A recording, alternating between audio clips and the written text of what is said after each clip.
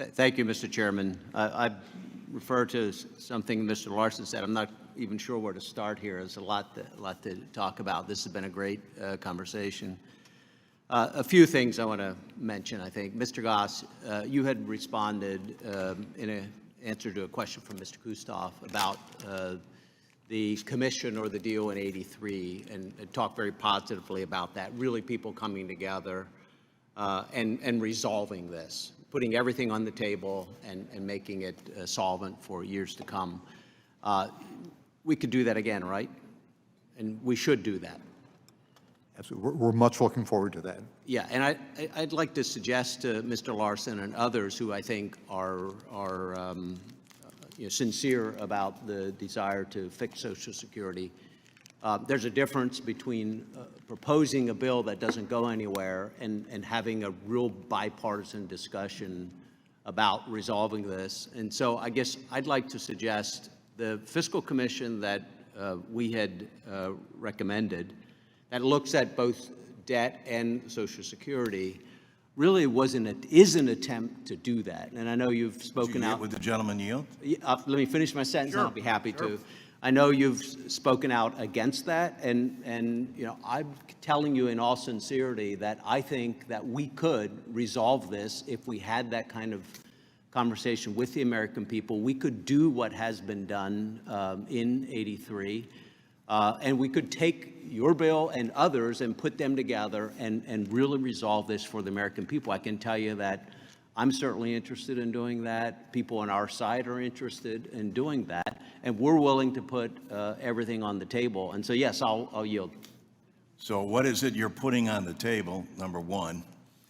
And there are many Social Security proposals that exist out there, not just Social Security 2100. But also, there's a big difference between the Greenspan Commission and the commission that was proposed behind closed doors with only a select group of people with a decision that would require only an up or down vote. That is, that's not a democratic, let's sort through this, let's have this exposed to the public, let's go through this, and let's put all those discussions on the table.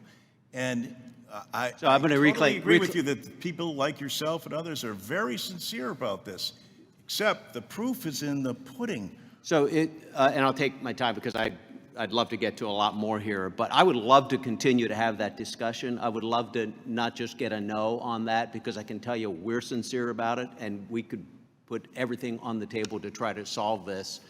I do want to, on your point on the debt.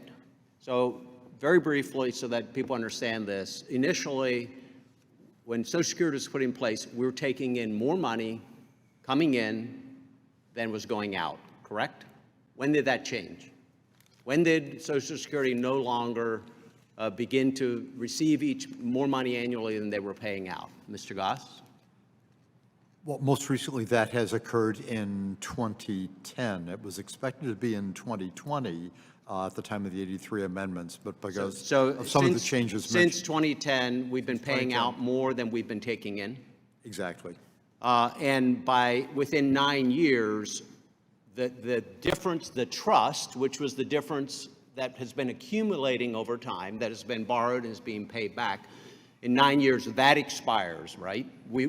That is gone. We no longer have excess funds. Am I right on that? On a combined basis, maybe 10 years, so on that order. So at that point, unless something changes, people will no longer get all of their Social Security benefits because we don't have money to pay it, correct? Under current law, we cannot pay what's not in the fund. Or if at that time Congress decides to make it up by taking on additional debt, that's a choice we could make, right? We could continue to pay benefits if nothing has changed by taking on additional debt and paying for those benefits. Unprecedented, but anything is possible. But at that point, it would add to the debt, right?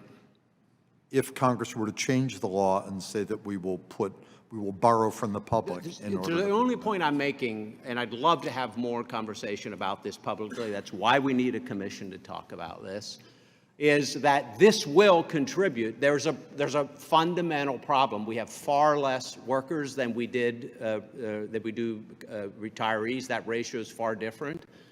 And so we need more workers. By the way, I agree with Ms. Sanchez, who I don't often agree with, on immigration.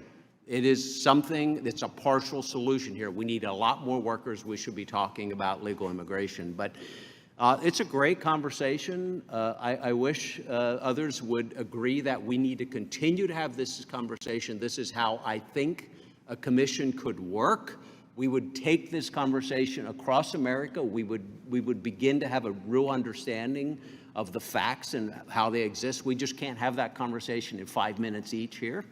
I only get 4 if I give some to you, but I'd love to continue this conversation. But thank you, Mr. Chairman, for your indulgence of time here.